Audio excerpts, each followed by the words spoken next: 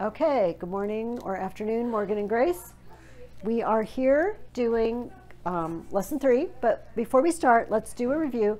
You ladies, you can stop the video if you want to. I'm going to write words on the board. I'm just going to write verb forms on the board for Jack to do here to translate for me. But you can stop it and then see if you get it right. Okay, first of all, let's write on the board our endings. We have O-S-T, mus, tis, nt. Jack, what do those mean? Like, what pronouns do they stand for? I, you, he, she, or it. It's we, y'all, and they. So we have singular and plural, right? First person, the people who are talking. Second person, you're talking to them. And third person, you're talking about someone else. So let me just randomly give you some verbs from both lessons, and you just translate them for me. What would naramus mean?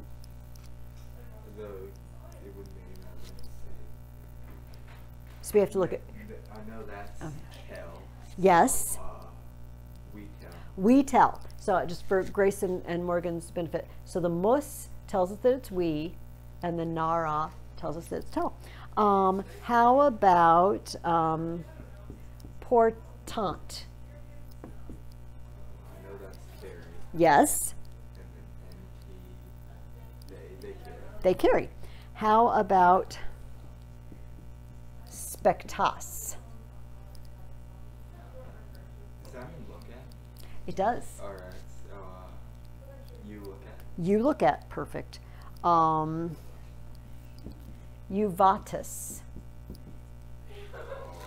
That's help, right? It is. All right. Y'all help. Y'all help. How about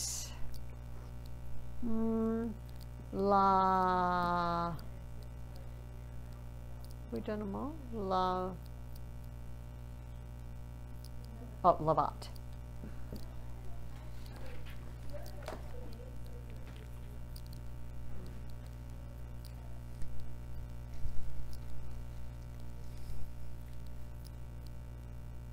It's not stand or no. It's not stand. All right. Yeah. I don't. Okay, I will give you a hint. Here's hint number 1. So sometimes a bathroom is called a lavatory. Oh yeah. Right. He, she, or it swims. Right. No. Washes. Washes. You could swim in the bathtub, I guess. You're small, or it's a really big bathtub. Okay. Remember. Let's just take a look at that last one. These are present tense, right? They're happening right now. And so we have 3 ways of saying that. We can say, he washes. Do you remember another way to translate that? He is washing. He is washing. That's the one they call the progressive present. We can remember it is because I'm making progress. I'm doing it. And then, do you remember the third way? So we're washing he or no? That would No. no. It's he does wash. It's when we use the word do or does for our helping verb. Oh, And we don't really do this very much in English. He does wash his hands every day. Nobody says that. But we almost always use it when we ask a question. Does he wash his hands every day? Do you eat breakfast every morning? And we use the do or does, right? So all of these are okay ways to translate lavat. All right? Now we have also learned how to work if it's something that's already happened, right? And last week we learned the endings bom, bas, bat, bomus, batus, bont. And we noticed that except for the M and the O, the endings are the same, and they each have the ba. And whenever we see this, we translate it with a was or a were. So if we conjugated, which just means take a verb through all its endings, like if I say amo, amas, amat, amamas, amatas, I've just conjugated it in the present tense. I just gave it all its endings.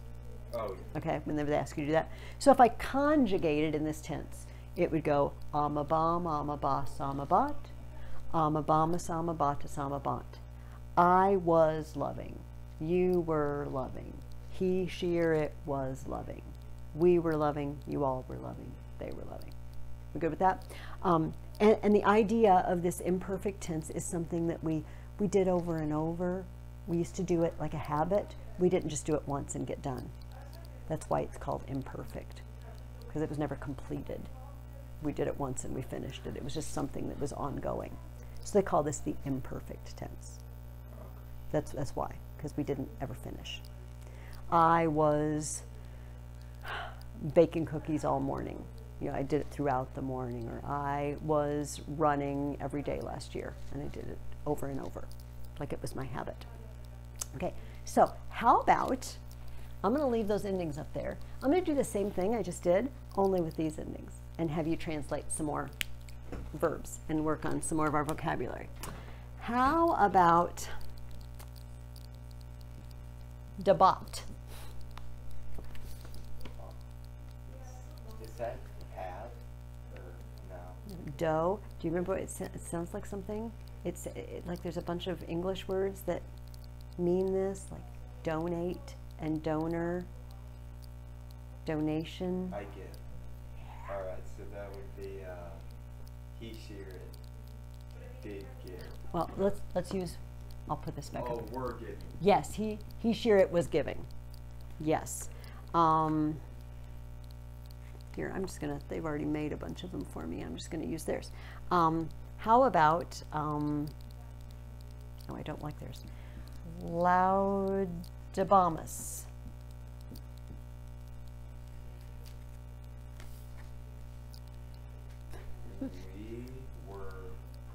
We were praising. Beautiful.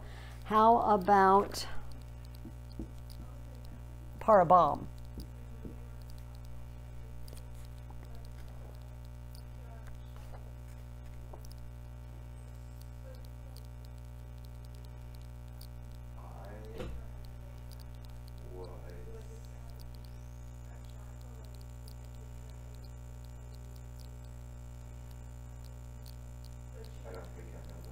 Prepare. Yeah. I was preparing. I remember paro, prepare. The pair part sounds like it's in there. How about punyabant?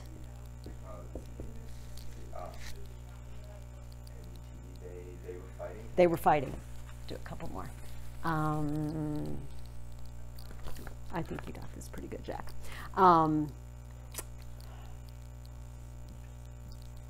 Or boss.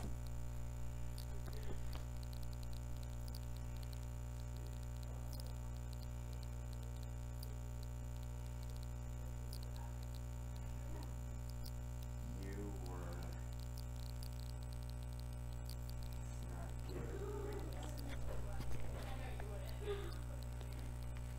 not Like an orator? An oration?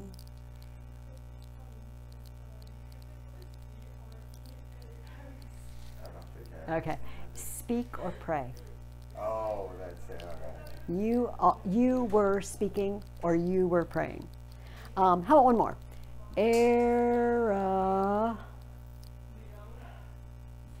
Batis. Y'all were wandering or erring? You all were wandering or you all were erring. So that's all there is to it. I feel like you got it. Like I said, if we have a few minutes, I'll glance over that. If I decide we don't want to take the time, maybe that should be the first thing you do. You know, like this week when you go to your Latin, just go ahead and check your previous work just to make sure you understand. But if you can do this, then you understand. And do you guys, and Grace and Morgan, in coro recitemus? Oh, the mother extended? No? Oh, no, that one. Oh, shit. Recitemus gives you a clue. I'll spell it out. recitamus, and We recite together. you let us recite together, yes. And stabat mater, The mother. the mother was standing. Okay. I know, it's tricky. I'm tricking you by giving you more than one. Okay, so far we can take a verb in Latin and put it in the present tense, and we can put it in a past tense, the imperfect tense. Today we're going to do the future. Okay? So, I will love. You will love. We always use will. I don't think there's any other way to do the future. You know, we always use will. It works the same way. When we, let's just put amo, amas, amat, amamus, amatus, amant. We change the ending, don't we, depending on who's doing it. If we do it in the imperfect, amabam, amabas. I'm not going to do both columns here. Amabat, amabamus, amabatus, amabant. We just stick a new ending on, and we've changed the tense. We have a new set of endings.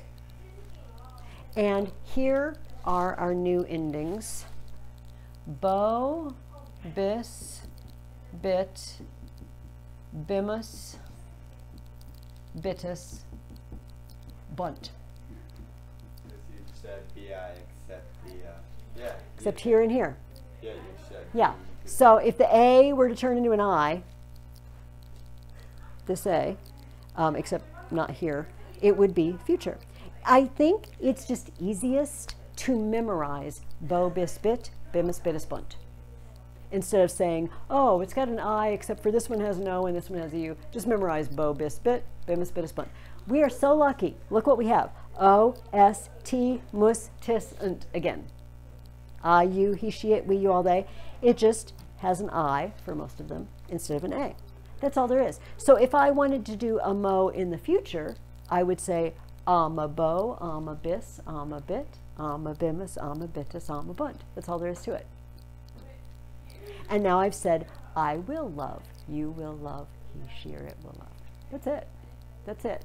So the trick is, and I don't think they will do this to you right away, when they mix them all together.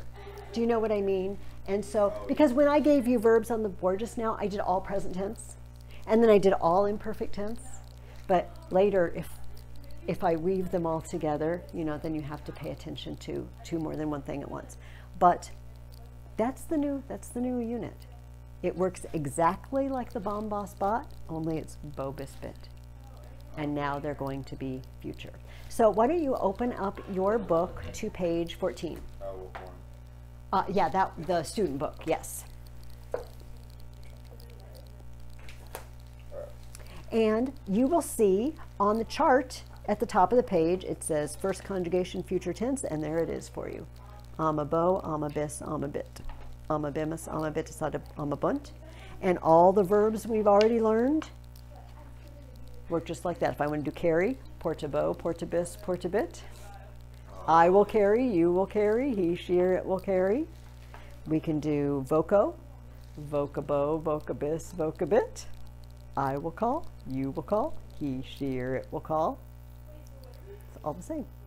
Does that make total sense? Yeah. Okay, it's not real tough. It's just memorizing it, and then the more you do them, the more you will automatically look at the ending and just know exactly what it is. It's just a practice thing. So we get some new words though.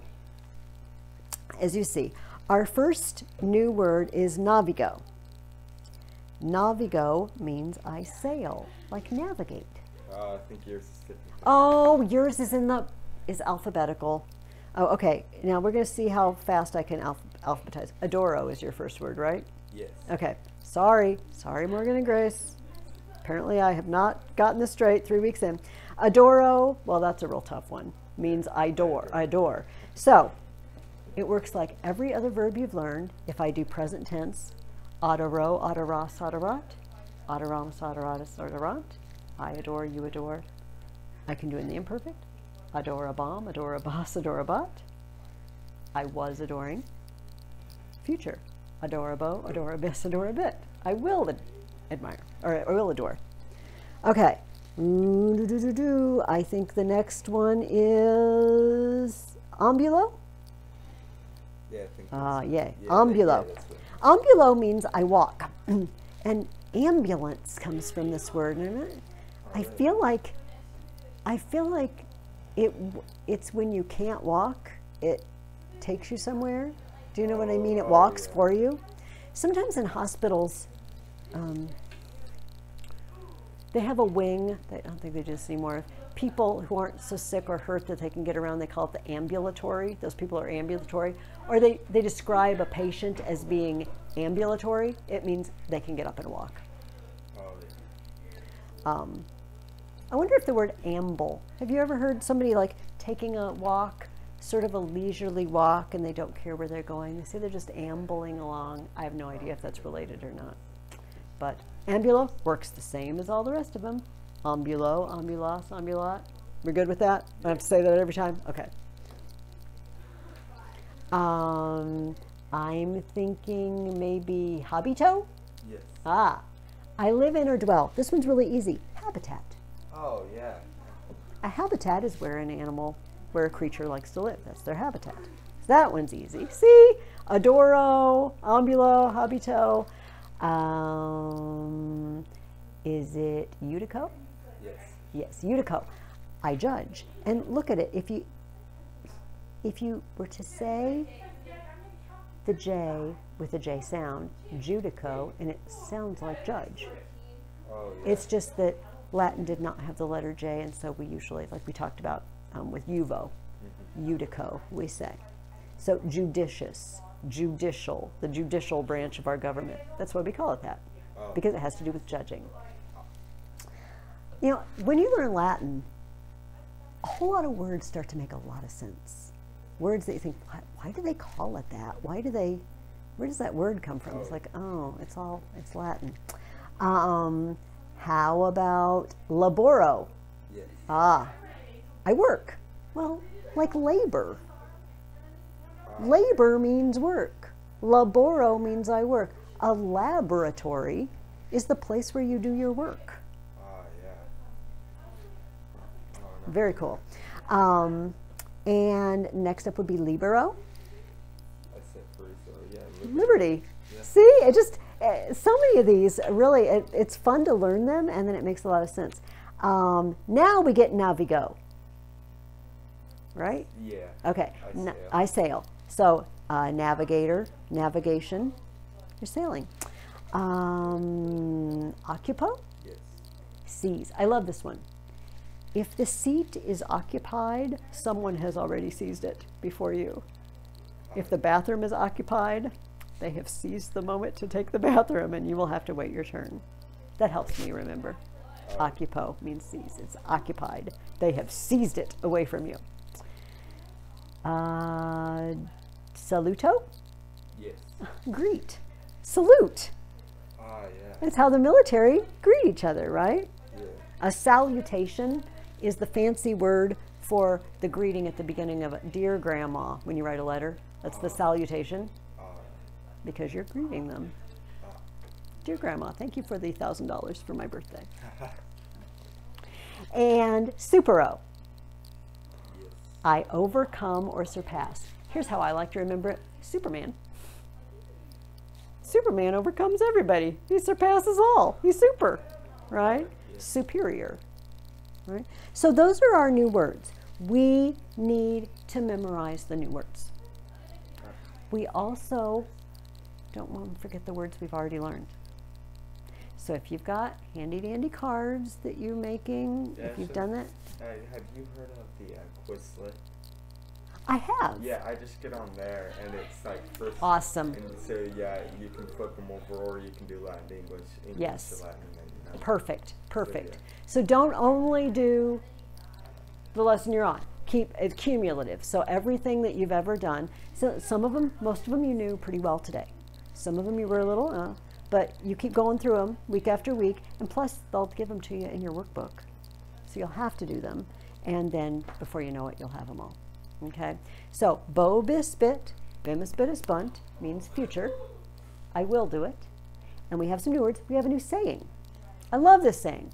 In umbra igitur punya bimus. Then we will fight. See the punya bimus? We will fight in the shade. So the story is when the Spartans were defending the pass at Thermopylae, the famous 300 Spartans, you know?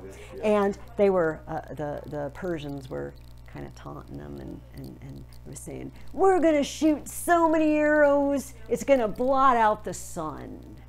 And their answer was, then we'll fight in the shade. It'll be awesome. The sun won't be in our eyes. We'll be nice and cool.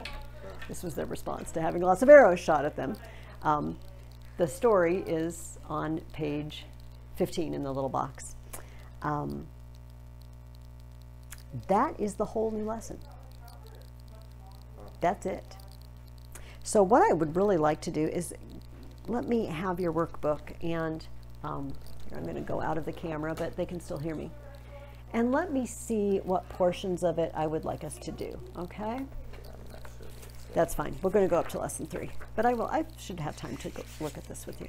So, so Morgan and Grace and Jack, the first page on page 20, it's the same deal. Writing out the vocabulary, which just helps you memorize it, and then we have our derivatives. They're looking for one of those words in italics. On page 21, I'm going to take your pencil and I'm just going to do it. I'm going to cross out because I don't like the questions. Actually, we are together going to do questions 9, 10, 11, and 12 because this is a really good thing for you to know. Okay, so you can fill it in. The first question is, I have to look over, what are the 2 basic parts of a sentence? Every sentence has 2 parts. We're talking about in English here. This is just English grammar. Remember, we learned that grammary means like you're magical. Oh, yeah. So, hey, this is your magic moment. I'm going to write a simple sentence on the board. The big dog bit the mailman. This is a very sad sentence. Okay. I am going to knock things down. Every sentence in English has 2 parts. We have the subject part. Do you know what we call the part that's not a subject? I know you've heard the term, but you might not be able to conjure it up. Subject and the... Verb? No. Yeah, it's the verb and everything that goes with the verb. Oh, the verb tense? No, the predicate. Have you heard that subject and the predicate? Yeah. Okay. So those are the 2 parts of every sentence. Now I have to, because I can't remember what the questions were. Okay, the subject, so in this sentence, the dog is the subject. And the big dog, you know, the and big describe the dog. Yeah. So the big dog, that's the subject. And bit the mailman is what's happening. So the subject tells you what? Oh, what? No, not what he's doing. Who it is. Who did it? Who did it? That is exactly what the subject tells you. Who did it? Who did it? And I bet you can figure out from that what the predicate tells you. Oh yeah, what he's doing. What he did. The fancy words, subject, predicate, but what's it mean? Who did it and what did they do? That's what it means, right? Yeah. So we're going to get a little dose of magical English grammar here in with our Latin. What does that last question say? What is the sentence pattern? Oh. Pattern 1. Okay. So I'll let you write that down. This is the last question. This is from Morgan and Grace. Hopefully you have your workbook out. The last question on that page says, what is sentence pattern 1? In first form Latin, they like to divide all kinds of sentences into basic patterns, and a lot of grammar books do this. And sentence pattern 1 for them is the easiest possible sentence you can have. We just said there's two parts. We have to know who's doing it and what they're doing. How many words do I have to have for each one of them?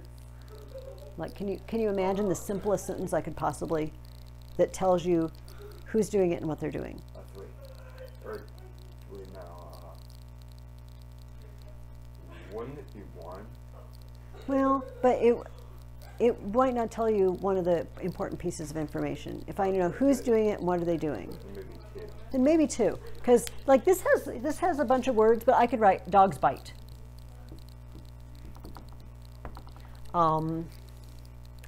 Choirs sing. Oh, I said Bailey snores.